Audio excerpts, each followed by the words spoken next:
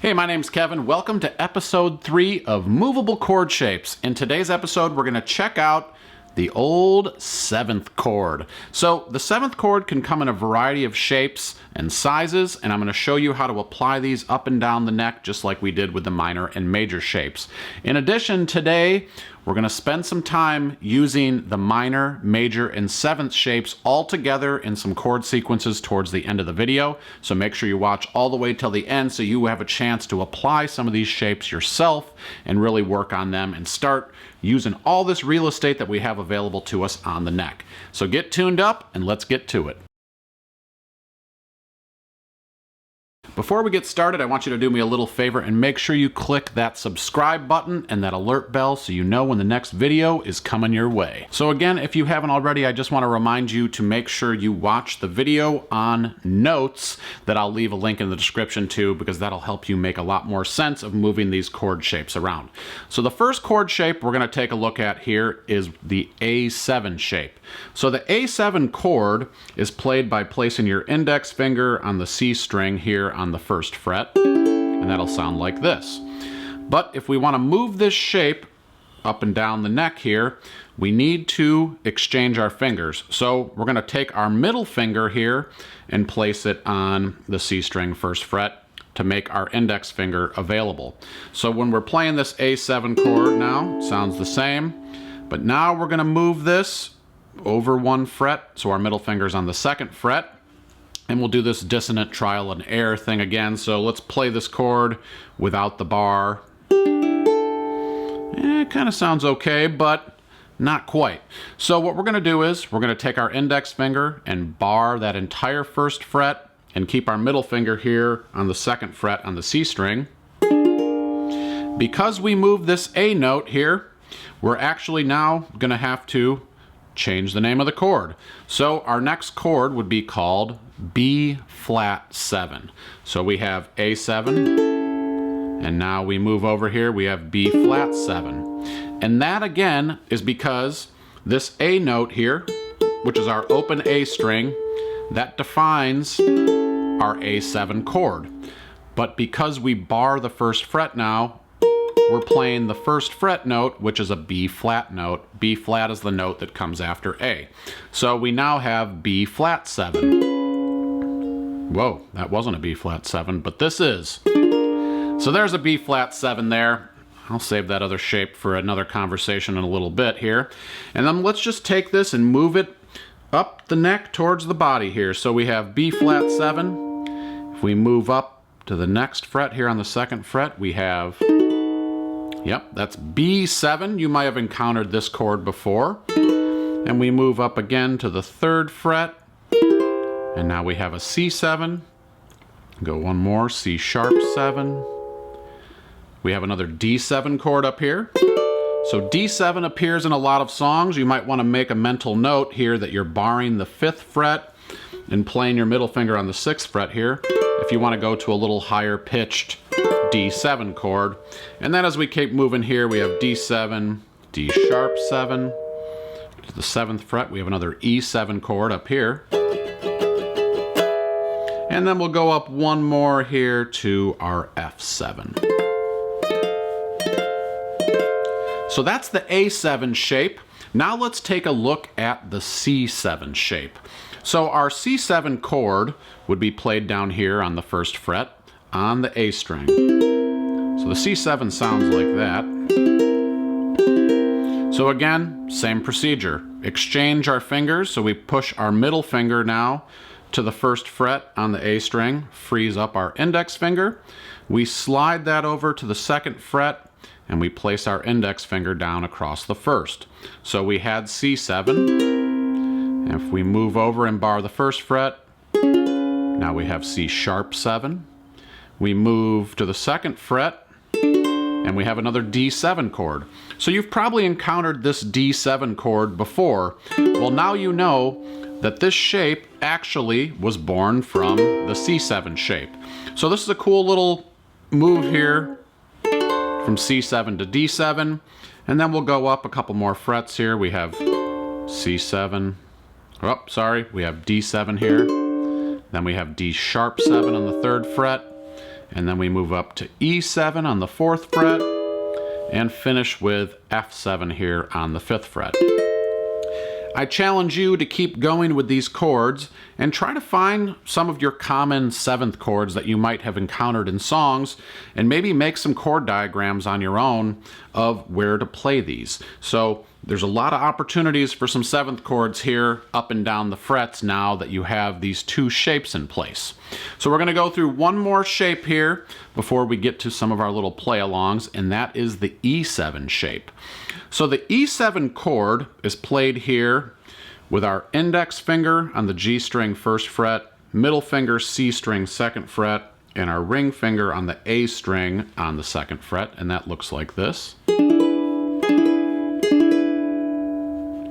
So in order to make this into a movable shape, we're going to have to do a little bit of finger swapping here. So we need to make our index finger available again. So what we do is we take our middle finger and put it on the top string, and we put our ring and pinky here on the 2nd fret. So we have middle on the G string 1st fret, ring on the C string 2nd fret, and pinky on the A string on the 2nd fret. So that's the E7 chord. And now this one, you're going to get a little break on because you're not going to have to bar the whole thing. So when we move this chord up to the 2nd and 3rd fret now, it'll sound a little dissonant, kind of ugly. But what we do is we take our index finger and we place it on the E string on the 1st fret. So now we have this shape here. So we moved from E7, we moved one fret over here, and because there is no sharp or flat between E and F, we have an F7 chord right here. So you may have encountered an F7 chord in a variety of songs. This is a good place to play it. And then we move up here, we have F sharp 7. We go to the 4th fret with our middle finger and 5th fret with our ring and pinky, and we have a G7. So you have another option for a G7 chord here. You may have played it here in the past. You have another G7 chord right in close proximity. And we'll move up a couple more here. We have G sharp 7, and then we have another A7 chord up here. So maybe you're playing the blues, maybe you're playing some jazz. These 7th chords are really helpful to add into your repertoire, and knowing that you can play them up and down the neck here is really going to help you to find some different colors in your playing. So I challenge you to start incorporating some of these now when you see a D7 chord or a C7 chord in a song. Obviously, it's great to know your first position, but it's really cool if you can kind of start incorporating some of these other shapes to kind of add some different tone to your playing. I promise it's going to open some things up for you sonically. It might inspire you to write your own little chord sequence here, and that's even cooler. So those are the 3 7th shapes that we're going to discuss today. And now I've put a couple chord progressions together to kind of work on all of the shapes. So maybe review your notes from the major and minor shapes, and now we're going to incorporate some of the 7ths into this as well, so you can kind of get a feel for actually how these would be laid out in a song format. So if you need to tune up again, do it, and let's get to it. All right, let's have some fun with these 7th chords now. So we're going to take a look at a progression here. We're going to start with a C7 chord here on the 3rd fret bar, and our middle finger is going to be here on the C string of the 4th fret. So that's using our A7 shape here to play a C7 chord. The next chord we'll use is a G7 chord. So we're going to play our middle finger on the 4th fret, G string, ring finger on the C string 5th fret, index on the E string on the 3rd fret, and pinky on the A string on the 5th fret. And that comes from this E7 shape down here. When we move it up, it becomes G7. So we have C7, G7, and then we move back to C7. And then our final chord here, we keep the bar down, but we slide it back to the 2nd fret, and we put our middle finger on the A string 3rd fret, and we end the sequence with a D7 chord. So we're going to do single strums here. This is really to kind of just get you acclimated with moving around these 7th chords. You can choose your own progressions and try a bunch of different combinations. This is just one I put together that's kind of in close proximity. And you might want to start by keeping these close in proximity rather than jumping up and down the neck. It's a little easier to kind of get to them when it's in a manageable space here. So let's start this. We're going to do a 4 count in. We'll do 1 single down strum, and then you'll have a 4 count of rest in between to get to your next chord. So for instance, I would say 1, 2, 3, 4, 1, 2, 3, 4, and so forth. So we'll go through it a couple of times. Really take a really close look at your hand while you're doing this, because you're going to be kind of moving through some more challenging chord shapes here.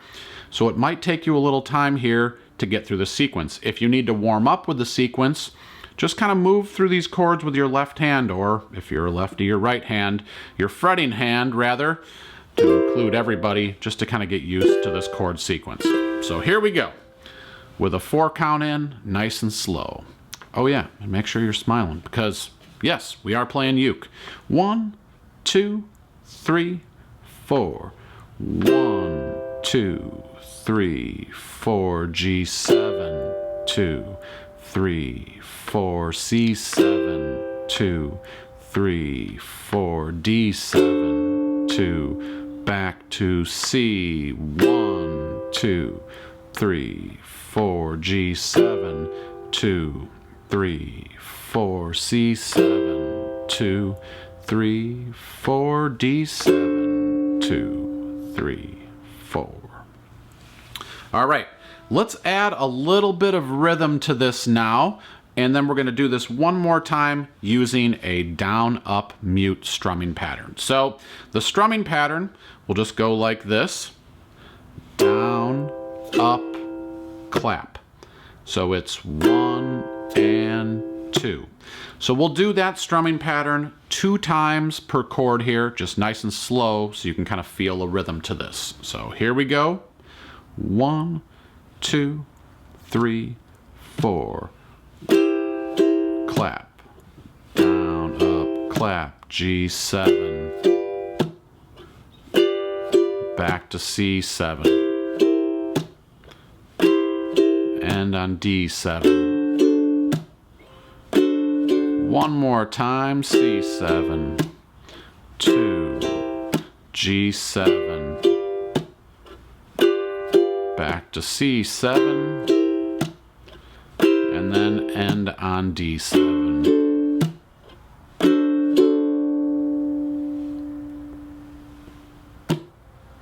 All right, so let's take a look at one more chord progression here, and this is the grand finale of the series. So we're going to incorporate a bunch of different chord shapes here into one chord sequence, and I thought I'd pick a pretty common chord sequence here that you might use in a song going forward. So we're going to use our E major chord here, and we're going to be using the D shape to play this chord here. So we have middle ring and pinky on the 4th fret, and then our index on the 2nd fret on the A string. So the first chord is E, and it looks like this. Our second chord, we'll use the A shape to play a B major chord, and that looks like this. So we have ring on the 4th, middle on the 3rd, and index on the 2nd fret here. Our third chord is C sharp minor. So in order to get to C sharp minor, we're going to slide our ring finger from the 4th fret to the 6th fret, place our index finger down across the 4th fret. You can bar the entire fret, or you can just bar the bottom 3 strings. So there's a C sharp minor, and then we're going to end it with an A chord using our G shape. So all we do is we add our middle finger to the C sharp minor chord, we add that to the E string here on the 5th fret, and we end the sequence with an A. Okay, so we're going to do this here with a single strum, and I really want you to work on these shapes here. They're going to be super useful for you if you're able to play them. You know, and maybe all of the shapes don't work out for you. That's okay. Even if you get a couple of movable shapes out of this whole series, it's really going to kind of help advance your chord palette. So again, we're going to do a single strum here, going from E to B to C sharp minor to the A chord. Here we go. 1, 2, 3, 4. E, 2, 3, 4. B, 2, 3, 4. C sharp minor, 2, 3, 4. And A, 2, 3. Back to the E, 2, 3, 4. And B, 2, 3. To the C sharp minor, 3. And end on A, 2, 3, 4. Felt like I was going to break into a rap song there. All right, so now to finish it off here, we're going to do something a little more fun. We're going to incorporate the island strum into this last progression as we finish off the movable chord shape mini series here. So that pattern is down, down, up, up, down, up. So we'll do that strumming pattern twice per chord as we go through the exact same sequence. So if you need to warm up with this, you know, maybe spend some time just sitting on the first chord and getting into the pattern. I do have an entire series on strumming called Step Up Your Strumming. I'll leave a link in the description for that too if you want to check out more about the island strum, some of the other strums that we have here for you. So again, twice per chord, down, down, up, down, up. And I'll lead us through here. Here we go. 1, 2, 3, 4. Down, down, up, down, up, down, down, up, down, up, B. Down, down, up, C sharp minor. 2. Then to the A chord. Let's go back to the E and 1, 2.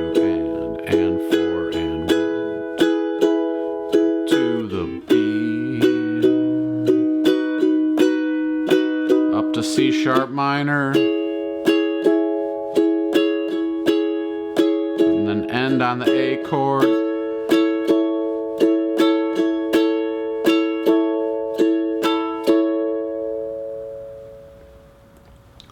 Well, I hope you guys had some fun going through these movable chord shapes. Again, I want you to kind of bite this in consumable chunks here. We have a lot of information we covered in this series, a lot of different chord shapes. Maybe pick 3 of them. Maybe pick a minor, a major, and a 7th shape, and try to incorporate that into your playing this week. I know it's new, it might be unfamiliar territory, but those are the types of things that are going to help you improve your playing and help you kind of start breaking from that barrier of being a beginner player to maybe an advanced beginner, maybe an intermediate player. These are the little things that you can do to kind of start making that movement forward. So again, if you get a chance, go over to AllForUke.com. I put together some exercises with some different chord progressions that you can use to work on all of these different shapes, as well as I have practice tracks and some other cool stuff on there that you might want to check out as well. I really appreciate you guys checking out this series. If you enjoy it, make sure you comment below. Let me know if you have any questions about these movable chord shapes. And if you've put together a chord progression yourself, maybe share that with the community. Let some of us know what chord shapes you're working on at home. My name's Kevin. I thank you so much for watching today. Make sure you're smiling and playing your uke. I'll see you next time.